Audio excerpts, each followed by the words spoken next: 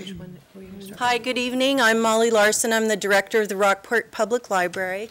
I would like to thank all of the candidates for joining us this evening, and all of you for coming out and sharing this evening with us. The library is a place where we think of ourselves, or hope that we come across, as a nonpartisan place where ideas can be shared. And I would also like to acknowledge Dan Bookham and Linda Clancy from Penn Bay Pilot for co-sponsoring this event, and Dan, you as moderator. Welcome and thank you, everyone. Good evening, ladies and gentlemen, and welcome to the 2012 Maine Senate and Camden Rockport House debate, or rather forum, here at the Rockport Opera House in Rockport, Maine. Makes it seem very PBS-y if you add the state. My name is Dan Bookham. I will be the moderator this evening. My job here is to solely keep things moving briskly and to make sure that everyone has a fair chance to ask a question and to hear the views of our candidates, who have very graciously and kindly agreed to join us here this evening. In just a moment, the candidates will introduce themselves. They're each allowed 3 minutes for an opening statement, and we will go, just incidentally, for a point of logistics, left to right. So we'll go from Ed through to Joan for opening statements. And we'll get to their views in just a moment. However, a few rules. Those of you who have been in here will have to endure this one more time, but for our viewers at home, we're going to allow 3 minutes for the opening, 2 minutes per question, and 3 minutes for a closing statement from each of the candidates. All four will respond to the questions whenever practicable, so if you have a question, please try and address it to matters that all four can answer if possible. I'm going to be respectful but rigorous in cutting off speechifying, personal attacks, rudeness, or repetitious questions. So we'll give you a chance to sit down and recompose a question in a better way that might be more edifying and enlightening for everyone in the room, as well as for the candidates to help them answer that. You can ask questions in two ways. There are cards around the room, and you can write your question on a card and just raise your hand, and Linda or Molly will grab the card and bring it over here, and we will ask it off the candidate if it's not repetitious. Or you can stand up, raise your hand, and we'll try and get you to ask a question from the floor, live in person, as it were. In both styles of questioning, please identify yourself and the town that you are from. As I've mentioned earlier off camera, one of the wonderful things about New England democracy is that we speak to our neighbors face to face and we don't hide. So we're going to talk to each other on our named basis tonight. Again, due to the tightness of time, and I'm mindful of that right now myself, we are not going to allow follow-ups to the questions until everyone has had a reasonable chance to ask questions from the floor. If you do have a point you wish to seek further clarification and we run out of time, I'm sure the candidates would be happy to discuss it with you post-event. So be sure to keep your follow-ups in mind, but don't ask them right away. We don't want a monopolized conversation. All right. So essentially, we're going to get started in just a second. So again, ask your questions from the floor on a card, raise your hand, we'll take care of them. We'll get as many in as we can. Just do know that in the space of a couple of hours, it's going to run about 5 to 6 questions an hour so we can give everyone a chance to hear. But we're going to try and keep things moving briskly, but also informatively. All right, on to our opening statements. First, Ed. Thank you, Dan, and welcome all the people here. I'm glad to see such a crowd on a rainy night. For you that might not know me, I'm Ed Mazurek, excuse me, and I live in Rockland. I've lived there for the past 35 years. A little of my background, I'm a former teacher at Rockland District High School. I was the football coach and the softball coach for many, many years. And I am now retired, and I am now serving, I have served 4 terms in the House of Representatives. And I would like to run for the Senate. I feel that I would like to bring back some balance to Augusta. I feel I'm qualified for running for the Senate. I think my leadership qualities over the years have proven out. I've been a coach, I've been a teacher, I've been a camp owner, I've been an athletic director. I've been a mayor of Rockland for 3 years. I served on the Marine Resources Committee. I served on the Transportation Committee, and I was co-chair. And I served as co-chair of the Rail Caucus. Locally, I've served on many civic boards and civic committees. My feeling is that we must move Maine forward. We are the oldest state in the Union as far as age is concerned. And that means we have health issues and problems. And as you know, health costs are rising at a rate that many of us can hardly keep up with. That's a problem we have to face and we have to tackle here in Maine. As our population continues to get older, more and more health problems do crop up. We have a large rural population that has unique problems of their own. And we are a state known for its natural resources. The beauty of Maine is known throughout the United States and Canada and other places. We get visitors from all over the world. I walk the boardwalk in Rockland for exercise. I meet people from everywhere, all walks of life. They all rave about Maine. We want to keep our natural resources pristine, our land, our water, our forests. We have to protect those. I've been an educator. I was an educator for over 40 years. The future of tomorrow rests in the education of our children today. So I have a little bit more to say, but I will just end up saying that education is key to our success as a state and as a nation. Thank you. Chris. Thanks. Thanks to the Penobscot Bay Pilot and to the Rockport Library and to all of you for coming out on a rather unpleasant night. And thanks to Dan for moderating. I'm Chris Rector, and I'm proud to have served for the past 2 terms as your Knox County Senator after 3 terms in the House of Representatives. I'm a 41-year resident of the area. I live in Thomaston, where I have resided for the past 27 years, and married to my wife, Betsy, and we have 2 sons, Sam and Luke. I'm a career entrepreneur. Along with Betsy, we own retail and wholesale businesses, including art publisher Bayview Press, Camden Cone, and rental properties. I have over 40 years of business experience. I've co-chaired the Camden Downtown Business Group, served on the Chamber of Commerce Board, and the board of CMCA right here in Rockport, as well as the Bay Chamber Board of Overseers. I was a founding member of the economic development team that brought together communities in Knox, Lincoln, and Waldo counties to jointly tackle the challenges of economic growth and jobs in the Mid-Coast. Our successes include the recruitment of both Boston Financial and Athena Health to the region, among our largest and best employers. I'm in the legislature. I'm the Senate Chair of the Labor, Commerce, Research, and Economic Development Committee, co-chair of the Maine Economic Growth Council, a member of the Energy, Utilities, and Technology Committee, and formerly a member of the Marine Resources Committee. I also served on the Joint Select Committee on Regulatory Fairness and Reform that toured the state in meetings to hear the concerns of citizens about our regulatory burdens and to help determine our most effective action in the legislature.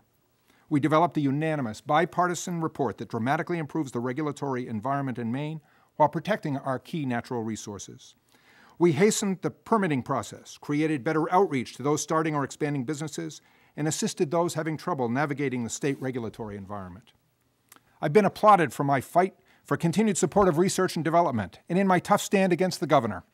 I received an award last year from the Maine Affordable Housing Coalition for my help working to ensure affordable housing for all Maine people. The record shows that I'm a rare combination of 2 things. I'm known for my tough positions on fiscal discipline at the state level, while at the same time, I'm one of the most moderate members of the state legislature.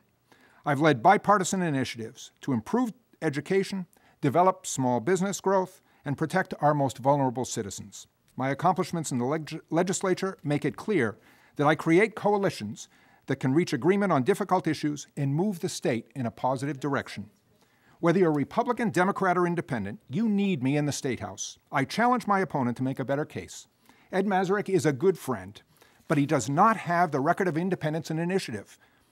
He's not tough on state expenditures. He's not bipartisan. These are challenging times, and Maine is at a crossroads. I have a bipartisan record. I have the commitment, I have the courage, and I have the energy to move us forward. Carole. Good evening, everybody. Thank you all for coming. I want to say thank you to Dan, Penn Bay Pilot, and Rockport Public Library for sponsoring this event. My name is Carole Gartley. I am a resident of Rockport for the past 21 years. My husband, Will Gartley, is a lifelong resident. We've been together 27 years, married for 22. We have 2 sons, Taylor, a senior at Bates College, he's right there in the back, and Cameron, junior at UMaine at Orono. I am running to represent Camden and Rockport in the House of Representatives. I'm here tonight so that you will have a chance to get to know me a little better and explain why I'm the best person for this job. There are three major things that you should know about me: my background as a public school teacher, my partnership in Breakwater Marketplace and subsequent formation of my property management company, and my community involvement. I'll start with Breakwater Marketplace. One of the pressing needs in our area and in Maine is economic and workforce development. The former Van Balen or Nautica building in Rockland was a 90,000 square foot closed and derelict mill at the gateway to one of the busiest intersections in Knox County. In 2005, my partners and I renovated the building to become Breakwater Marketplace, a center for government services, education, and private enterprise. This one-time eyesore is now a model for how public and private efforts can work together.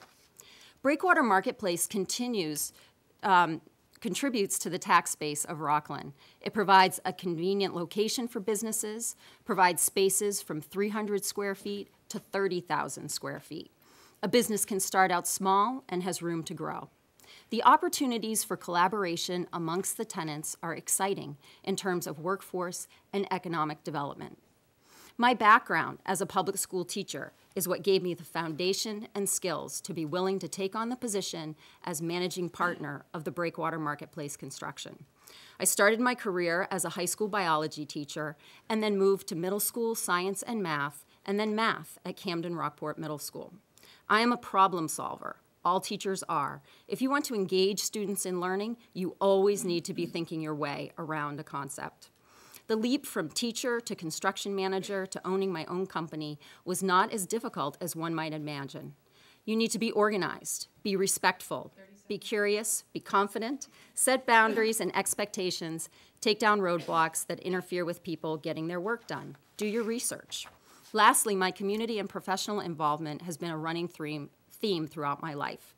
I'll talk about those later. Putting all of these together gives me a rich and diverse perspective in fulfilling the obligations of a legislator. I am fortunate I have a window in my life where I have the time to take on the dedication needed to serve in the legislature. I appreciate your consideration, and thank you for this opportunity. Thank you. Joan. Thank you. Thank you, Dan, for, I'm assuming you're volunteering, of course, to do this, and to Penn Bay Pilot and Rockport Library. Our libraries are the hub of our communities, both here in Rockport and in Camden, and they're so appreciated by all of us. I have lived in Maine now for 21 years. I moved here in 1991, thinking in 5 years after coming to lead the Outward Bound program along the East Coast that I would move back to Colorado. And as I said, that's 21 years ago. I've fallen in love with this state, and it's definitely become my home. I bring a depth of experience in the business sector of 30 years of nonprofit management. Nonprofits, by the way, are businesses. Their profits just don't go to an owner, nor do they go to shareholders. And through that business experience of 30 years, I have had to grow revenues through marketing and sales, contract development, some fundraising for sure. I've had to manage budgets. I've had to cut expenses. I've had to lay people off when times are tough. I've had to manage workers' compensation costs, which were a real challenge at Outward Bound when all of our instructors were using workers' comp as their primary insurance. I've had to deal with rising healthcare costs every year. We've had to deal with regulations and code enforcement and all kinds of issues when building new buildings and buying new properties. So all of those experiences help me to really understand what it's like for our business leaders and businesses in our community, as well as inform me as I work on budgets and other issues in the legislature. Also, Outward Bound is an educational institution, and I have learned a lot about education. In my years of work before coming to Maine and before working for Outward Bound were in founding and leading a human services organization in Boulder, Colorado. So I have a deep sense of understanding of low-income people and some of the problems that they face.